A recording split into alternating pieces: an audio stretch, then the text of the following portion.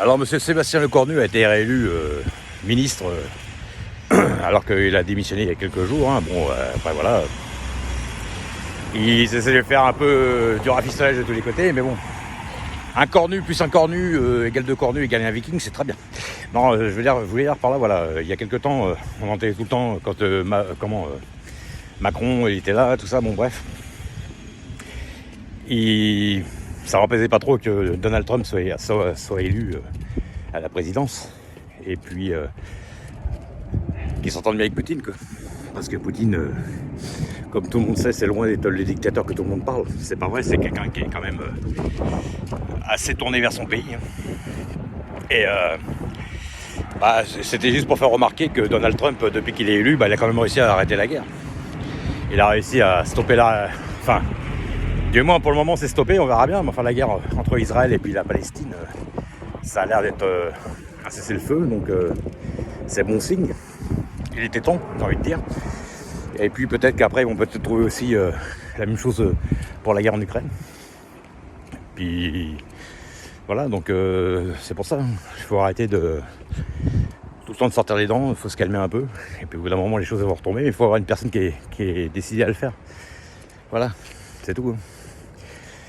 Donc c'est pour ça que des fois, il ne faut pas écouter tout ce qu'on dit. On disait toujours, ouais, Donald Trump, c'est un gros méchant, un gros dictateur.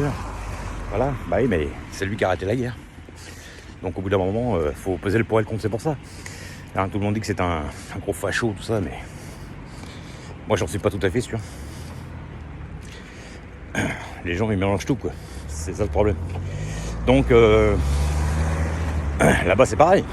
Comme j'ai expliqué l'autre jour, c'est pas compliqué à comprendre. C'est des pays où ils aiment bien le souverainisme. C'est des pays où c'est le pays qui passe en premier.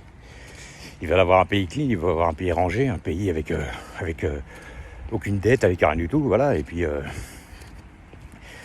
ici, on nous met dans le désordre dans tout. Il y a du désordre dans tout ici en Europe actuellement. Donc c'est ça le problème. C'est pour ça qu'actuellement, justement, il y a des dissolutions dans tous les sens, des dissolutions, mais il n'y a pas de solution.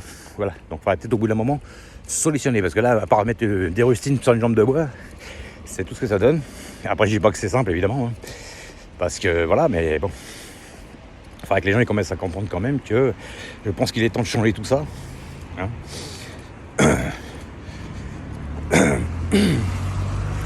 Je pense aussi que si les hommes politiques eux-mêmes et femmes politiques étaient un peu plus responsables du devenir de l'Europe et du pays, ils essaieraient de trouver des alliances ou au moins essayer de changer de parti, de mettre des personnes pour redresser tout ça, parce que à part nous amener dans le mur, je vois pas où ça va aller. Donc les voyants en externe c'est bien gentil, mais au bout d'un moment stop, et puis équilibre un peu la balance en interne, ça sera bien, parce que tout n'est pas rose ici en interne non plus, quoi. Même il y a même Poutine qui le dit lui-même qu'il a la peine pour la France, faut quand même le faire.